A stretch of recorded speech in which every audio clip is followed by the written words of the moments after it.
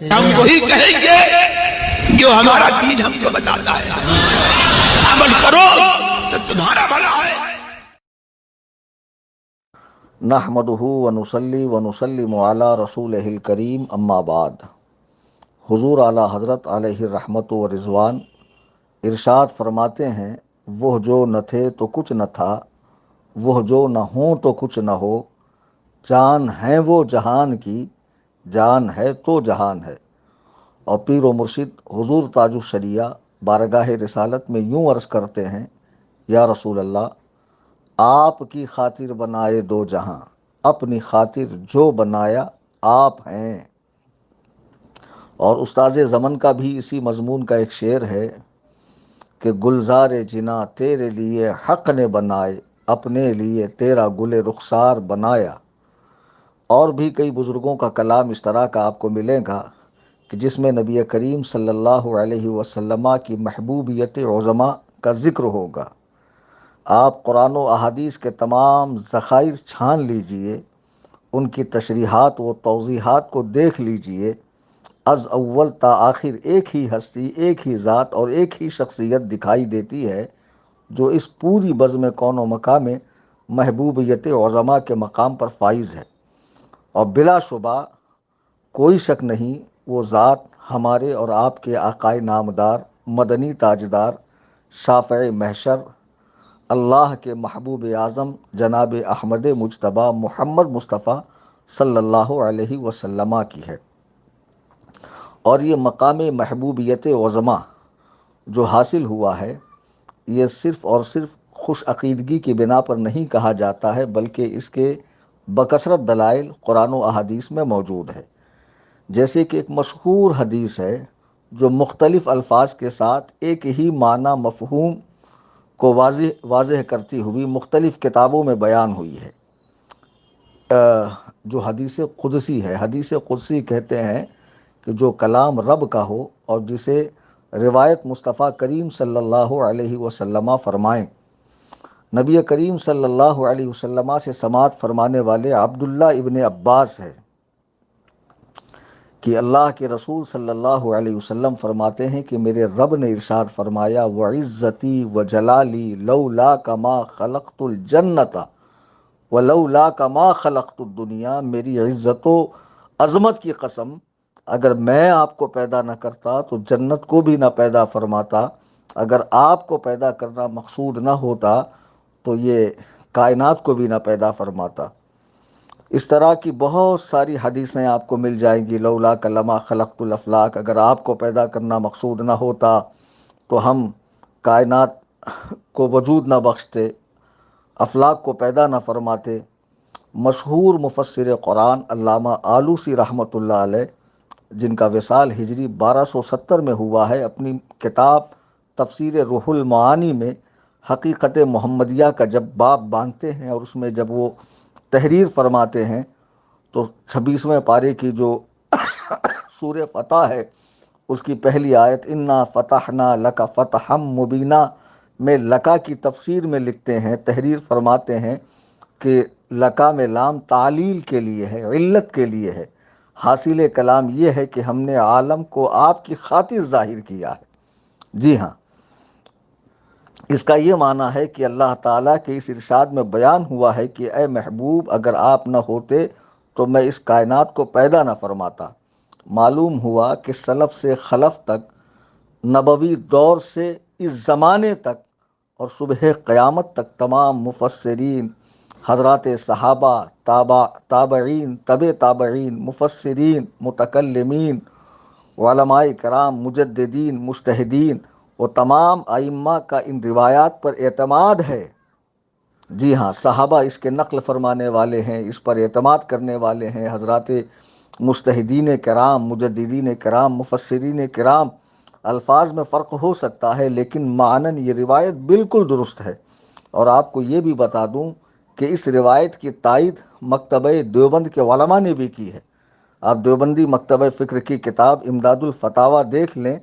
کہ وہاں بھی اس کی تائید وہ لوگ کرتے ہوئے نظر آ رہے ہیں اور حضور علیہ الصلاۃ والسلام کو وجہ تخلیق کائنات تسلیم کر رہے ہیں۔ بڑا افسوس ہوا مجھے چند دن پہلے ایک اکمل نامی صاحب، اب ان کا جو نام ہے اکمل، یہ اس میں تفضیل کا صیغہ ہے، تو معلوم ہوا کہ ان میں کچھ تفضیلیت بھی آئی ہوئی ہے، اور اس طرح ان کی جو تجدد پسندانہ طبیعت ہے، ہمیشہ نت نئے مسائل بیان کرنے کی، کبھی وہابیہ کے پیچھے نماز پڑھنے کی اجازت دینا، کبھی پرفیوم لگا کر نماز پڑھنے کی اجازت دینا، اور کئی سارے ایسے مسائل۔ جب ان سے یہ سوال ہوا کوشچن آنسر کے سیشن میں کہ یہ شعر ہے، اس کا پڑھنا کیسا، تو یہ صاحب کہنے لگے کہ اسے عوام میں نہیں پڑھنا چاہیے، تبادر ذہنی ہوتا ہے یہ، اور یہ میں نے ان کی بہت ساری مختلف ذرائع سے کلپس سنی ہے رد بدعات پر، تو رد بدعات میں اتنے جری ہو جاتے ہیں کہ وہابیہ کو پسینہ آ جائے، اہل سنت کے معمولات پہ حملہ کرتے ہیں، اور ان ساری چیزوں کو بدعات بدعات کہہ کر خارج کرتے ہیں، جن کے لیے وہابی بھی کم از کم سوچ لیتا ہے کہ بولوں کہ نہیں بولوں۔ اتنی زیادہ جرأت، اور وہابیہ کو خوش کرنے کا ایسا آپ کو خمار چڑھ گیا کہ آپ سوچنے بھی نہیں لگے کہ جن چیزوں کو معمولات اہل سنت کہا جا رہا ہے اور اہل سنت کی پہچان سمجھی جا رہی ہے بر صغیر میں، ان کو سرے سے ختم کر دینا، یہ کون سی سنیت کی خدمت ہے؟ اور پھر جب تاج الشریعہ کا یہ شعر آیا تو آپ کی عقل نے اتنا کام نہ کیا کہ قرآن کریم میں رب کا فرمان کیا ہے، حدیث قدسی کیا ہے، صحابہ کے عقائد کیا ہیں، اور پھر اس میں اس طرح کی بحثیں کرنا کہ اللہ تعالیٰ غرض سے پاک ہے، سبب سے پاک ہے، اس کو کسی کی کوئی حاجت نہیں ہے،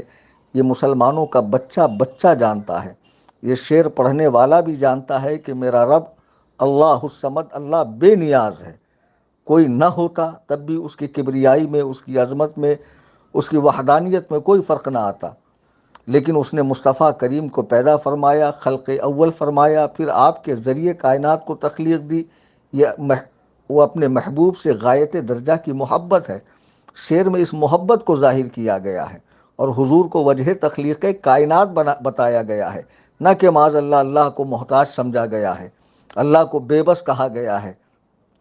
اور یہ پڑھنے والا بھی جانتا ہے، سننے والے سامعین بھی جانتے ہیں، اور پتہ نہیں آپ کہاں سے مفتی بن گئے کہ آپ کو اتنی موٹی بات سمجھ میں نہیں آئی، پھر تو استاد زمن پر بھی آپ کا اعتراض ہوگا، پھر تو آپ کا اعتراض اعلیٰ حضرت پہ بھی ہونا چاہیے کہ وہ جو نہ تھے تو کچھ نہ تھا،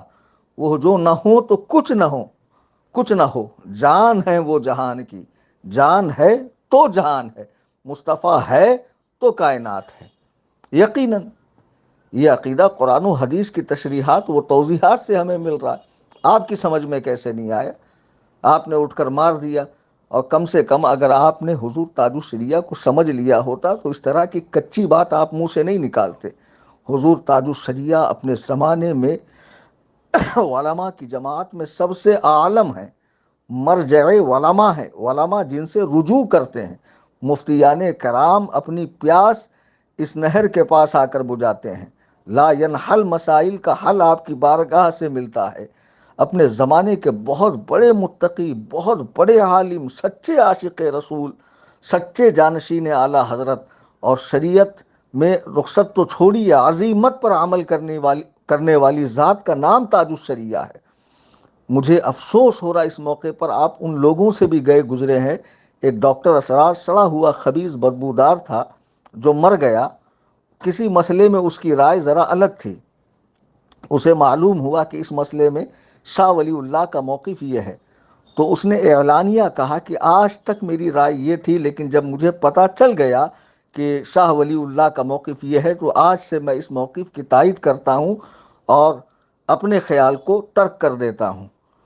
تو حضور تاج الشریعہ کی بات آ جانے کے بعد آپ کو سوچ لینا چاہیے، اتنے بڑے عالم دین نے، متقی نے، پرہیزگار نے، عالم العلماء نے، مرجع علماء نے، ہاں، اگر یہ بات کہی ہے تو یقیناً یہ بات صحیح ہے، اب اسے عوام میں ڈنکے کی چوٹ پہ کہا جانا چاہیے، ڈنکے کی چوٹ پر کہا جانا چاہیے، کم سے کم آپ اتنا سمجھ لیتے، کلام ملک الکلام کہ بادشاہ کی بات باتوں میں بادشاہ ہوتی ہے، جو بڑا آدمی ہوتا اس کی بات بڑی ہوتی ہے، اس کو ہر ٹچا آدمی اگر سمجھنے لگے، اس کی منچاہی تشریح کرنے لگے، اپنی طرف سے معنی بیان کرنے لگے تو فساد ہی کھڑا کرے گا۔ آپ کو شعر سمجھ میں نہیں آیا کہ یہ شعر تو قرآن و احادیث کی ترجمانی کر رہا ہے، اور آپ نے منہ چلا دیا مریدین کے بیچ میں کہ نہیں، یہ شعر عوام میں نہیں پڑھنا چاہیے۔ کیوں نہیں پڑھنا چاہیے؟ بالکل پڑھنا چاہیے، پوسٹرز پہ لکھنا چاہیے، گھر کے دروازے پہ آویزہ کرنا چاہیے، یقیناً پڑھنا چاہیے۔ سرکار باعث تخلیق کائنات ہے، وجہ تخلیق کائنات ہے، اللہ کے محبوب اعظم ہے۔ اس شعر کا خلاصہ یہی ہے۔ اس پر کئی علماء نے جواب دیا ہے، میں نے سنا ہے مولانا شہزاد عالم مصباحی صاحب کا بھی بہت اچھا جواب آیا۔ وہ جواب فی الحال میں سن نہیں پایا، میری سنیوں سے گزارش ہے کہ اس جواب کو بھی آپ سماعت کریں، چونکہ جب بھی اس طرح کے مسائل پیدا ہوتے ہیں ان کی جانب سے بہت معقول جواب دیا جاتا ہے۔ میں بہت مصروف تھا، میرے پاس 2-4 روز پہلے ہی یہ خبر آ چکی تھی، آج مجھے کچھ وقت ملا تو میں نے اس کا جواب عرض کیا ہے۔ سنیوں سے گزارش ہے متحد رہیں، بزرگوں سے محبت رکھیں اور علماء اہل سنت کا اتباع کریں، ان سچے علماء کا جو مسلک اعلیٰ حضرت کی پیروی کرتے ہیں۔ اللہ تعالی ہم سب کو مذہب مہذب اہل سنت و جماعت پر استقامت نصیب فرمائے، جس کو فی زمانہ پہچان کے لیے مسلک اعلیٰ حضرت کہا جاتا ہے۔ فقیر محمد کلیم حنفی رضوی، قصر ابو حنیفہ، کرلا ویسٹ، ممبئی۔ خدا حافظ، فی امان اللہ، السلام علیکم ورحمۃ اللہ۔